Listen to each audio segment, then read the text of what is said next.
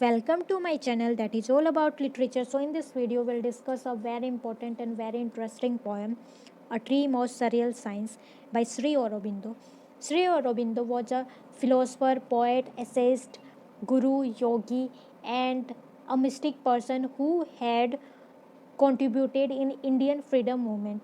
His famous work is Life Divine, that is the collection of essays. Now we come to the poem. This poem is in sonnet form that is written in 1939. I have given some important facts about this poem. So let's see what is the important facts. Important fact is that कि आप सबके mind में आ रहा होगा कि what is surreal because the title says a dream of surreal science. तो surreal means जिसका reality से कोई वास्ता नहीं हो, जो इमेजनरी हो, मीन्स वेरी स्ट्रेंज, अजीब हो, जो जिसमें बहुत सारे इमेजेस मिक्स हो, जैसे एक ड्रीम होता है, एक सपना होता है। जैसे आप सोते हो तो आप ड्रीम्स देखते हो, लेकिन उठने पे वो जो ड्रीम है वो ख़त्म हो जाता है। तो सरियल भी वैसा ही है जो हमारे थिंकिंग में चलता रहता है। So that is the thing. Another important fact is that कि ये Shri Aurobindo is called a mystic person who had given mysticism in his works. So here in this poem also he has given some mysticism. और यहाँ पे science plus spirituality का combination इस poem में आपको देखने को मिलेगा. So first thing is that कि इस पोएम में जो ह्यूमन फिजियोलॉजी है उनको डिफरेंट पार्ट से डिनोट किया है पोएट ने.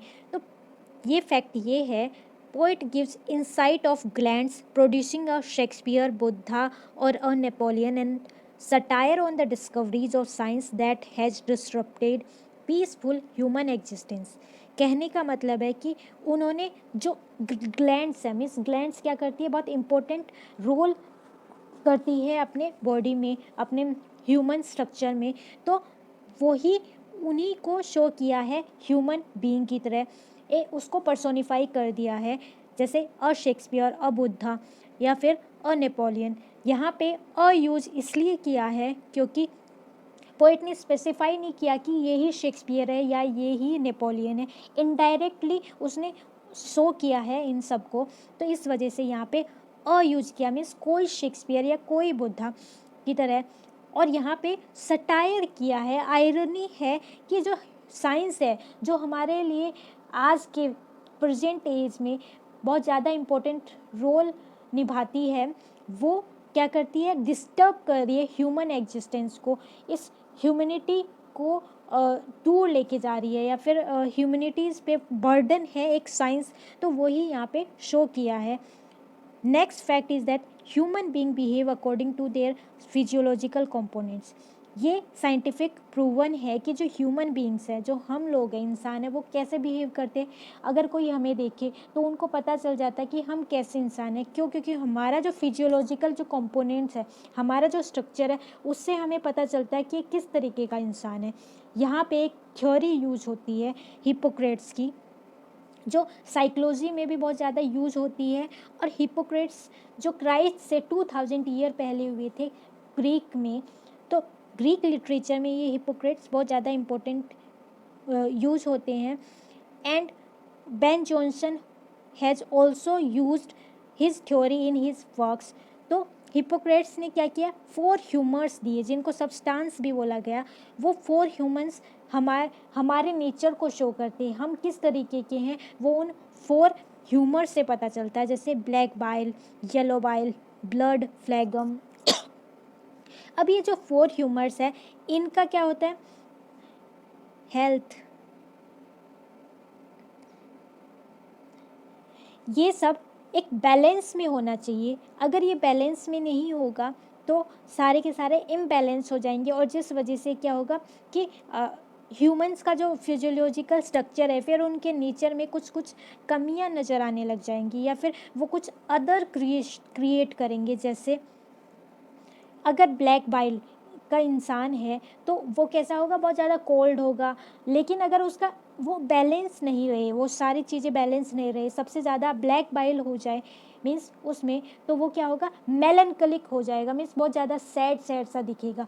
अगर आपने किसी इंसान को देखा जो हर टाइम पे सैड रहता है, दुखी रहता है, रोता रहता है, तो उसमें क्या होता है, सबसे ज़्यादा होता है ब्लैक बाइल। येलो बाइल जो क्या होता है, इसकी वार्म प्रॉपर्टी होती है। ये अगर इसमें येलो बाइल सबसे ज़्यादा हो जाए तो वो क्या हो जाएगा, हर टाइम पे गुस्सा करेगा, बहुत ज़्यादा गुस्सैल हो जाएगा। ब्लड, अब ब्लड है, उसकी जो प्रॉपर्टी वो होती है मॉइस्ट और वार्म, मीन्स बहुत ज़्यादा मॉइस्ट होती है। लेकिन अगर ये ज़्यादा हो जाएगा तो वो क्या है, हमेशा सेंगुनाइन होगा। सेंगुनाइन मीन्स बहुत ज़्यादा खुशी दिखेगा, हमेशा हंसता रहेगा, खिलखिलाता रहेगा। जो चबी लोग होते हैं उनमें सबसे ज़्यादा क्या होता है, ब्लड का होता है। फ्लैगम, फ्लैगम होता है, इसकी जो प्रॉपर्टी होती है वो मॉइस्ट और कोल्ड होती है। इसका मतलब ये हुआ कि वो डीप थिंकिंग वाला होगा, या फिर बहुत ज़्यादा काइंड हार्टेड वाला मिलेगा आपको, बहुत इनोसेंट मिलेगा, वो कौन होगा, फ्लैगम। तो इन सब का हमेशा बैलेंस होना ज़रूरी है। यही क्या है इस पोएम में भी शो किया है। यहाँ पे ह्यूमन जो फिजियोलॉजी है उनमें उनको शो किया है कुछ पार्ट्स के थ्रू। जैसे ग्लैंड है, ग्लैंड क्या है, एक ग्रंथि है जो स्मॉल पार्ट है हमारी बॉडी में, और जो क्या करती है, केमिकल सब्सटेंस है उनको प्रोड्यूस करती है हमारी बॉडी में, जिनका हम यूज़ करते हैं। मीन्स वो हार्मोन सिक्रेशन करती है, या फिर हमारी जो बॉडी, पूरी बॉडी में हमारे ग्लैंड्स हैं, ये कंट्रोल करती है या फिर फंक्शन करती है ग्रोथ में, मेटाबॉलिज्म बढ़ाने में, मूड में, रिप्रोडक्शन में, इन सब में हमारा किसका हाथ है, ग्लैंड का ही हाथ है। नेक्स्ट, हार्मोन यूज किया है इसमें एक टर्म। जो हार्मोन है वो क्या है, बॉडी केमिकल मैसेंजर है, वो मैसेंजर की तरह काम करते हैं, और जो ब्लड स्ट्रीम से टिश्यूज़ और ऑर्गन तक अपने मैसेज पहुंचाते हैं। फिर आता थायराइड। थायराइड का काम होता है क्योंकि ये गले में होती है, तो हमारी जो वॉइस क्वालिटी है वो इसके थ्रू होती हुई गुजरती है। और ये क्या है, जो ब्रेन का डेवलपमेंट होता है उसमें बहुत ज़्यादा इम्पोर्टेंट रोल करता है ये थायराइड। यहाँ पे नेक्स्ट इम्पोर्टेंट फैक्ट ये है कि जॉन फेड जो क्या है, एक पेंटर है जिसने क्या बनाई थी, एक पेंटिंग बनाई थी मरमेड टेवरेन की। मरमेड टेवरेन क्या, एक बार है लंदन में जो जिसको नाम दिया था साइरेनिकल जेंटलमैन, जिस पेंटिंग में शेक्सपियर को उसने डिपिक्ट किया है उस पेंटिंग में, इसमें मरमेड टेवरेन में बैठे हुए 1851 में। और उसके अलावा अदर इम्पोर्टेंट फैक्ट है कि यहाँ पे स्पोक ऑफ व्हील यूज हुआ है, जो किसका प्रतीक है, सिंबल है धर्म चक्र का, जिसका मतलब होता है एक पाथ, अनलाइटमेंट, और कहाँ तक पहुँचना, निर्वाण तक पहुँचना। और एक और टर्म यूज हुआ है 8 फोल्ड पाथ, जिसका मतलब होता है मिडल वे। जैसे अगर जैनिज्म होता है तो जैनिज्म क्या होता है, एक्सट्रीमिज्म की तरफ जाते हैं। Sorry to offend, but extremism का मतलब बहुत ज़्यादा कठोर तपस्या में वो बिलीव करते हैं। जबकि अगर हिंदुइज़्म की बात करें तो वो थोड़े लिबरल है, थोड़े लिबरल या फिर इजी गोइंग वे में वो बिलीव करते हैं। या फिर चारवाक जो दूसरा रिलीजन आया था तो बहुत ज़्यादा मौज मस्ती वाला रिलीजन था। वहीं पे जो बौद्ध धर्म आया था वो मिडल वे की बात करता, मीन्स बीच के रास्ते को अपनाता है। तो यहाँ पे औरोबिंदो ने भी वही बात की है, यहाँ पे 8 फोल्ड बुद्धा की बात की है जो मिडल वे की बात करता है। एंड ऑफ सफरिंग, इसका मतलब होता है कि जो सारी की सारी जो हमारी सफरिंग है वो ख़त्म हो जाना। उसके बाद में लास्ट पॉइंट है devastation of science. I hope you understood these facts. Now we come to the pome.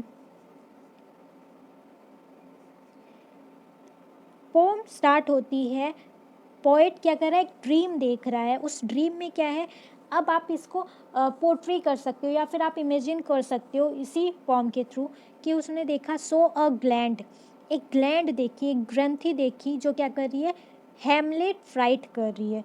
Means यहाँ पे इनडायरेक्टली किसके लिए बोला जा रहा है, शेक्सपियर के लिए बोला जा रहा है, लेकिन यहाँ पे डायरेक्टली मेंशन नहीं किया है। एक ग्लैंड है जो हैमलेट राइट कर रही है।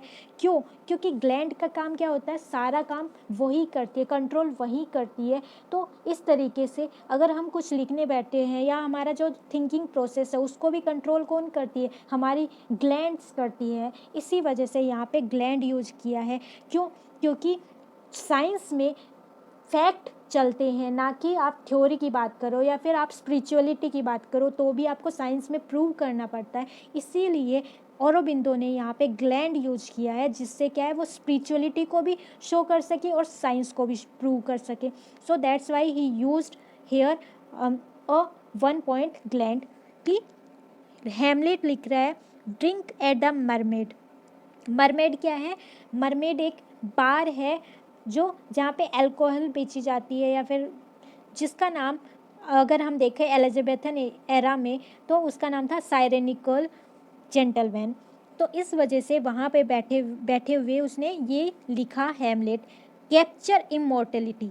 या कैप्चर इमोर्टलिटी का मतलब ये है कि शेक्सपियर को अभी तक क्यों नहीं हम भूले, क्योंकि उसने क्या किया था, सारे के सारे राइट डाउन किए थे जो भी वर्क्स थे, और उनकी वजह से हम शेक्सपियर को जानते हैं। तो यहाँ पे उसी की बात करें कि जो कभी मर नहीं सकता, उन चीज़ों को वो कैप्चर कर रहा है। मीन्स हैमलेट लिख रहा है या फिर डिफरेंट डिफरेंट थिंग्स लिख रहा है या ऑब्जर्व कर रहा है वो चीज़ें। A committee of hormones on the एग्नेंस ब्रिंक। एक कमेटी है, किसकी कमेटी? मीन्स एक ग्रुप है हॉर्मोन्स का। हॉर्मोन्स क्या करते हैं? वो ट्रैवल करते हैं, एक मैसेंजर का काम करते हैं। वैसे ही एक मैसेंजर्स बैठे हुए हैं जो इस वर्ल्ड को क्या देना चाहते हैं, कुछ इन्फॉर्मेशन देना चाहते हैं। तो यहाँ पे हम साइंस प्लस हम हिस्टोरिकल फैक्ट को देखेंगे। ऑन द एग्निन ब्रिंक, जो एग्निन है मीन्स एक सी है, उसके किनारे पे, ब्रिंक मीन्स किनारा, इज, वहाँ पे बैठे हुए हैं compose the Iliad and Odyssey. जिसने क्या किया, इलियाड और ओडिसी को लिख रहे हैं वो यहाँ पे। तो अब इलियाड और ओडिसी किसने लिखा था? होमर ने लिखा था। लेकिन यहाँ पे जो पोएट है वो यूज़ कर रहा है हॉर्मोन्स, और कमिटी यूज़ कर रहा है। इट मीन्स वो क्या कर रहा है, ऑफेंड कर रहा है या फिर यहाँ पे कंट्रोवर्शियल थिंग्स क्रिएट कर रहा है। क्यों? क्योंकि यहाँ पे वो वन ऑथर की बात नहीं कर रहा है या होमर को ही वो नहीं बता रहा है। यहाँ पे बात कर रहा मे भी जो इलियाड और ओडिसी है वो बहुत सारे लोगों ने लिखी है उन औरोबिंदो के अकॉर्डिंग। तो यहाँ पे वही बात बोल रहा है कि वो क्या करे, कंपोज करे इलियाड एंड ओडिसी, जो ट्रोजन वॉर की बात बता रहे हैं। जो क्यों? क्योंकि ये इम्पोर्टेंट फैक्ट है। और हॉर्मोन्स क्या करते हैं, ट्रेवल करते रहते हैं ब्लड स्ट्रीम टू टिश्यू और ऑर्गन्स में, और वो क्या करते हैं, मैसेज पहुंचाते हैं। तो वैसे ही इलियाड और ओडिसी जो एक हिस्टोरिकल फैक्ट है वो हमारे प्रेजेंट एज तक लेके आए, वो भी काम किसका? हॉर्मोन्स का है। अ थायराइड मेडिटेटिंग ऑलमोस्ट न्यूड। या थायराइड, थायराइड का काम होता है वॉइस क्वालिटी को बढ़ाना, या फिर थायराइड हमारे नेक में होती है जो क्या होती है, ब्रेन के डेवलपमेंट के लिए भी बहुत ज़्यादा इम्पोर्टेंट है। अब क्या कर रही है, थायराइड मेडिटेटिंग कर रही है ऑलमोस्ट न्यूड। वो क्या है, पूरी तरीके से न्यूड है under the Bodh tree. Bodh tree होती है बोधि ट्री, या we can say tree of awakening, means Buddha tree बोला जाता है जिसको। तो यहाँ पे थायराइड इसलिए नाम लिया है क्योंकि जो थायराइड है, अगर आप मेडिटेट करते हो तो आप अगर मेडिटेट करते करते ओम या फिर कुछ अदर वर्ड्स यूज करते हो, जो क्या है, जो किसका काम है, थायराइड का काम है। प्लस जो अवेकनिंग है या फिर अनलाइटमेंट है या फिर नॉलेज आना, वो किसके कारण से आया, थायराइड के कारण से आया। क्योंकि ये बहुत इंपॉर्टेंट रोल है इसका ब्रेन डेवलपमेंट में। तो यहाँ पे बुद्धा को इसीलिए थायराइड से सिंबलाइज किया है।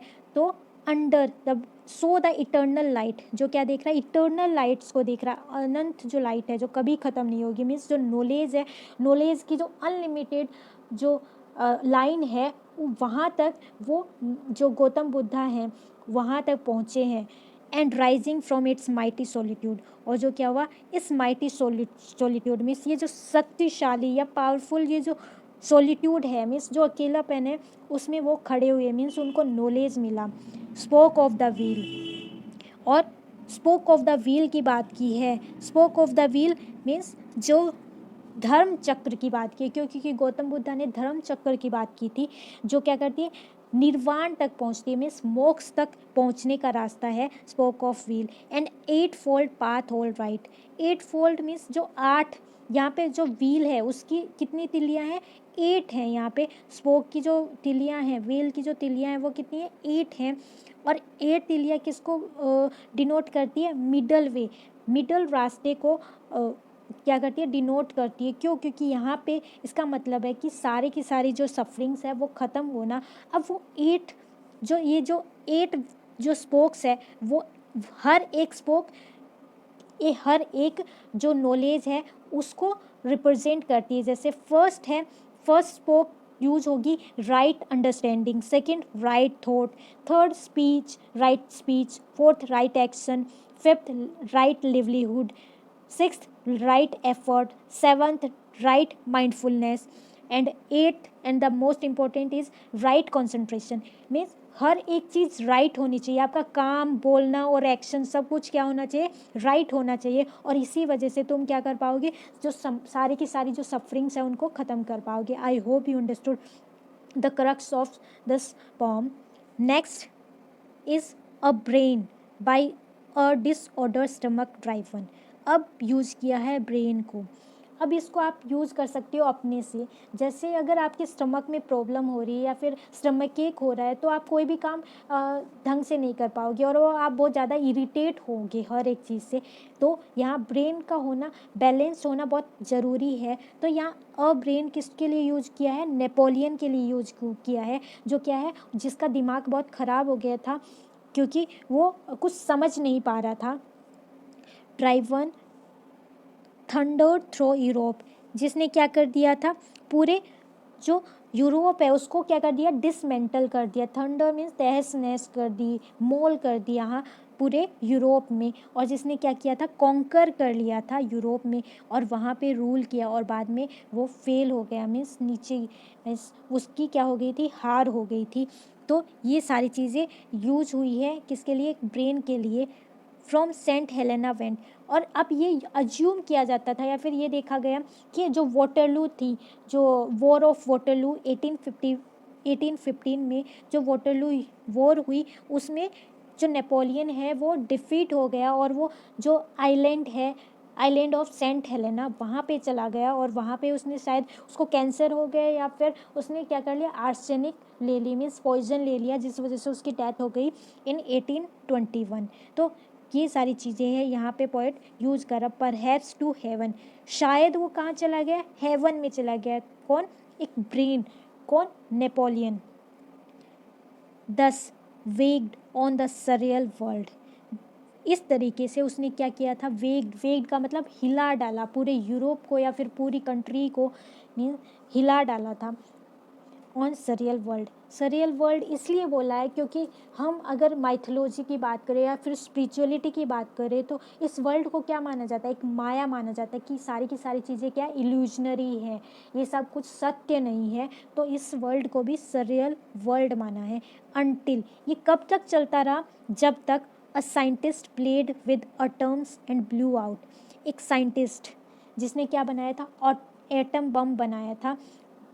यहाँ पे प्ले को यूज़ किया है पोएट ने, इसका मतलब यहाँ पे पोएट यूज़ कर रहा इमेच्योरिटी, किसके लिए, साइंटिस्ट के लिए या फिर साइंस के लिए इमेच्योरिटी यूज़ कर रहा है। और जहाँ पे immaturity don't understand the devastation of atom, कहने का मतलब है कि अगर इमेच्योरिटी है तो वो समझ ही नहीं पाएगा कि क्या चल रहा है और फिर वो जो फ्यूचर है उसको नहीं देख पाएगा कि ये जो साइंस का जो डिस्कवरी है या फिर इन्वेंशन है वो क्या कर देगा, इस वर्ल्ड को, इस ह्यूमन बीइंग को क्या कर देगा, ख़त्म कर देगा, डिस्ट्रॉय कर देगा विद एटम से। एंड ब्लू आउट, जो क्या हो गया था, जो एटम जिसने क्या किया था, ब्लू आउट मीन्स ब्रस्ट हो गया, फट गया द यूनिवर्स, इस यूनिवर्स में before God had time to shout, किससे पहले कि गॉड उसको कुछ बता पाते या फिर उसको रोक पाते, उससे पहले ही ये यूनिवर्स में ब्रस्ट हो गया। यहाँ कहने का मतलब है जो वर्ल्ड वॉर हुआ था, वर्ल्ड वॉर सेकेंड इन